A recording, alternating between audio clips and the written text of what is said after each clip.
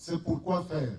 C'est pour clarifier les compétences et les missions des différents niveaux d'administration dans notre pays. Il faut qu'il y ait un véritable transfert des compétences, des moyens. Et il faut qu'on donne les moyens aux différentes collectivités pour que celles-ci puissent se mettre au service de leurs concitoyens.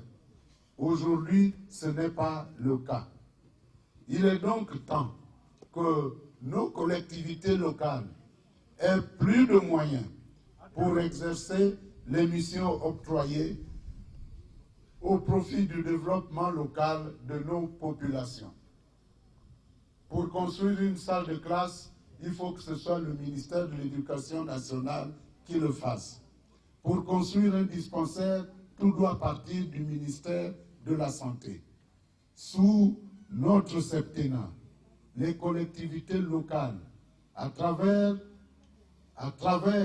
la réforme administrative que nous allons introduire, qui visera à réduire le nombre de provinces pour en faire de grandes régions qui seront de véritables pôles de développement, il y aura une véritable décentralisation du centre de décision.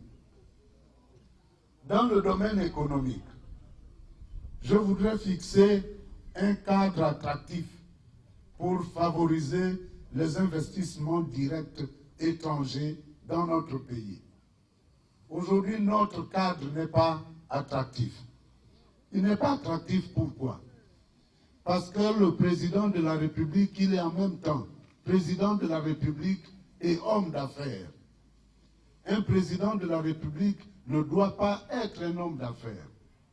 On ne doit pas voir le nom des membres du président des membres de la famille du président de la République dans les affaires économiques.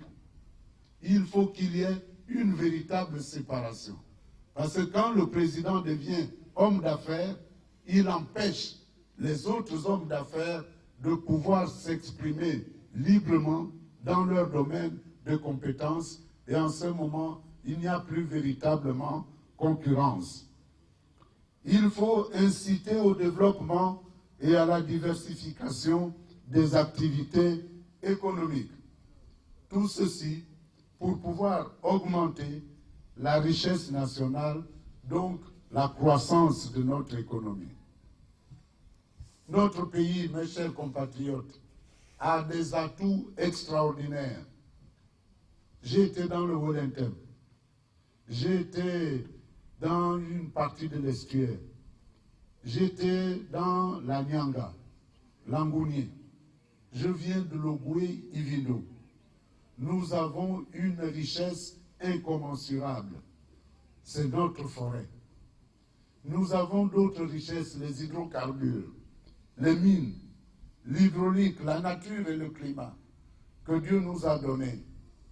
Et notre situation géographique, sur le plan artistique, les ressources ne demandent qu'à être valorisées pour promouvoir une véritable croissance, afin de parvenir à une forte, à une durable et une inclusive croissance, c'est-à-dire riche en emplois, pour résorber le problème du chômage des jeunes. Nous ne pouvons pas continuer à former des jeunes dans les centres de formation professionnelle si c'est pour en faire des chômeurs. Nous ne pouvons pas continuer à former des jeunes dans nos universités et grandes écoles si c'est pour en faire des chômeurs. Alors que nous n'arrivons même pas à résorber ce chômage, que M. Bongo Ondimba nous a inventé une nouvelle trouvaille, celui de un jeune, un métier. Mais avant d'en arriver à un jeune, un métier, il aurait dû commencer par trouver du travail à tous ces jeunes diplômés qui écument nos villes et nos villages.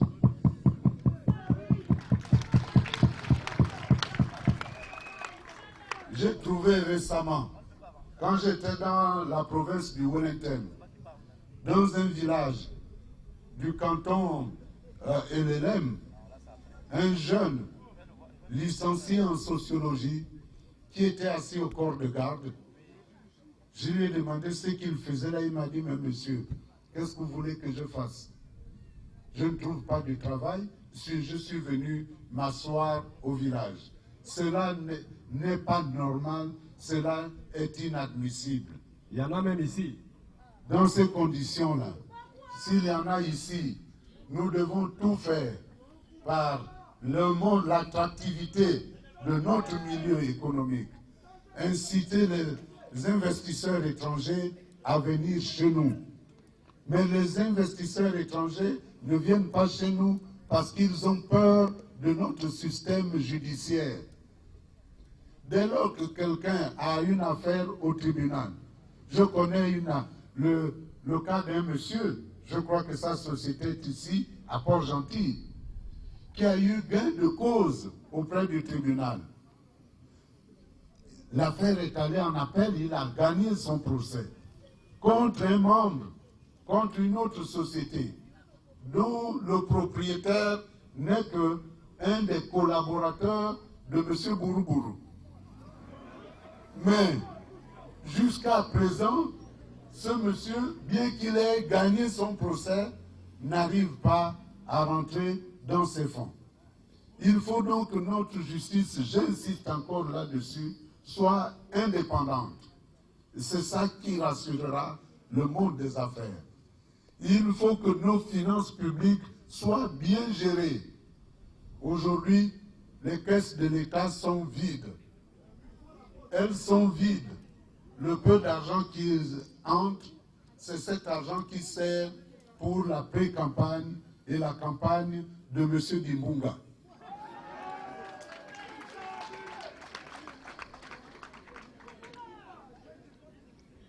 Donc, mes chers compatriotes, Dieu nous a tout donné. Dieu a gâté notre pays. Et M. Bongo Ndima Ali n'a pas été capable de tirer parti pour transformer le Gabon et faire en sorte que notre pays soit un pays d'abondance profitable à tous. Moi, je m'engage donc à faire tout cela avec le concours de tous les Gabonais, avec le concours de tous les patriotes, soucieux de l'avenir de notre pays. Parmi mes priorités, je m'engage notamment à restaurer la signature et la garantie souveraine de l'État. Qu'est-ce que ça veut dire? Ça veut dire tout simplement qu'aujourd'hui, dans le monde d'aujourd'hui, un État n'a pas à lui tout seul les moyens suffisants pour pouvoir financer sa politique de développement. Il est obligé donc de s'allier au privé pour pouvoir réaliser un certain nombre de choses. Et c'est ce que l'on appelle souvent le partenariat public-privé. Nous avons un cas de partenariat public-privé où le Gabon s'est montré ridicule. Vous avez entendu parler de M. Santulo. M. Santulo a sa société. Notre président est allé le chercher, lui a dit, fais-moi le pont de Mayumba, fais-moi la route Chibanga-Mayumba, fais-moi la route Mouila-Ndéné. Je m'engage à te payer. M. Santulo a fini le pont, il demande à être payé. On lui dit non, ton prix est trop cher. Ton prix est trop cher, il faut qu'on revoie ça. Il dit bon, la route, j'ai commencé, donnez-moi une avance. Ah mais non, il y a trop de surfacturation. M. Santulo s'est fâché, puisqu'il a été jusqu'à traiter notre président de la République de voyou. Et c'est ce qui a fait qu'à un moment donné, notre avion était saisi à Paris. Alors vous voyez, quand un État est réduit à cela, cela veut dire tout simplement que nous manquons de sérieux et de dignité à la tête de l'État. C'est pour cela qu'il faut qu'on restaure cette dignité. Je m'engage à établir un plan de remboursement de la dette intérieure et extérieure de notre pays pour relever la notation souveraine de notre pays afin de restaurer la confiance des investisseurs dans notre pays. Dans notre pays et pouvoir attirer ainsi les investisseurs directs de l'étranger. Cela veut dire tout simplement qu'aujourd'hui, l'État doit aux PME-PMI gabonaises près de 1400 milliards de francs CFA. Cette dette-là, c'est nous tous qui allons la payer à travers les impôts. Mais l'État doit assurer sa mission. Donc moi, je m'engage à faire en sorte que Proon nous signe un contrat qui nous permettra de payer régulièrement cette dette pour qu'à terme, on puisse l'apurer. Mes chers compatriotes, tout cela, l'amateurisme de M. Boa a été fatal à notre pays. C'est un jeune amateur. Il disait qu'il était prêt pour gérer le pays. Il ne l'était pas. C'est un paresseux. Pour ceux qui vont à Libreville, qui passent au bord de mer devant le palais présidentiel, à l'époque d'Omar, même à 19h30, 20h, son bureau était toujours allumé. Il travaillait. Aujourd'hui, quand vous passez là à 17h, le bureau est dans le noir. Parce que le président de la République quitte son bureau à 15h pour aller jouer à ses jeux favoris, les jeux des enfants.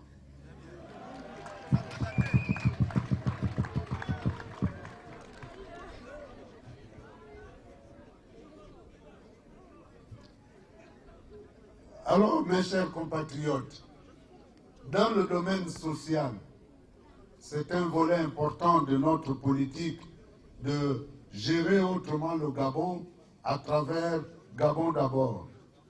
Gabon d'abord va reposer sur la solidarité, sur la redistribution, sur le partage. La solidarité est un principe sacré de tous les Gabonais. C'est une valeur qui est inscrite. C'est une valeur qui est inscrite dans nos mœurs, dans notre culture. Je voudrais donc qu'elle s'enracine davantage. Aujourd'hui, quand vous promenez, je ne sais pas si c'est le cas ici à Gamba ou à Port-Gentil, à Libreville, il arrive que deux fois, vous voyez quelqu'un là allongé, les Gabonais passent, ça ne les concerne pas. Nous ne devons plus jamais revoir ça dans notre pays sous mon septennat. Parce que nous devons être là pour assister les plus faibles. Je veux donc enraciner la solidarité dans notre système institutionnel. C'est pour cela que je voudrais sceller dans notre modèle social pour rétablir la cohésion entre les Gabonais et établir une société de justice. Parce que notre pays a vécu 7 ans de division. On a divisé le pays entre les jeunes et les vieux. Entre les jeunes et les vieux. On dit qu'on ne peut pas faire du neuf avec du vieux. Être vieux au Gabon est devenu une maladie. C'est devenu un péché capital. Mais je ne sais pas comment ils vont faire. Ils vont tout faire pour disparaître dès qu'ils auront 50 ans. Mais dans ce cas, le premier des émergents devrait déjà partir puisqu'il est vieux. il a 57 ans, il a atteint le sommet à 50 ans et il commence déjà à descendre. Donc il a divisé notre société entre vieux et jeunes. Avec son fidèle compagnon, M. Akourbessi, ils ont fait des Gabonais des esclaves. Ils veulent que les Gabonais se courbent tous les jours devant eux. Nous disons non. Nous ne pouvons pas accepter une société d'égoïsme. La solidarité et le partage, c'est la redistribution des fruits de la croissance. Cette redistribution doit prendre la forme dans les emplois pour tous. Lorsque M. Dibunga est arrivé au pouvoir, il avait dit « Personne travaillant sur le sol gabonais ne doit gagner moins de 150 000 francs. » Il a fait venir une société qu'on appelle OLAM.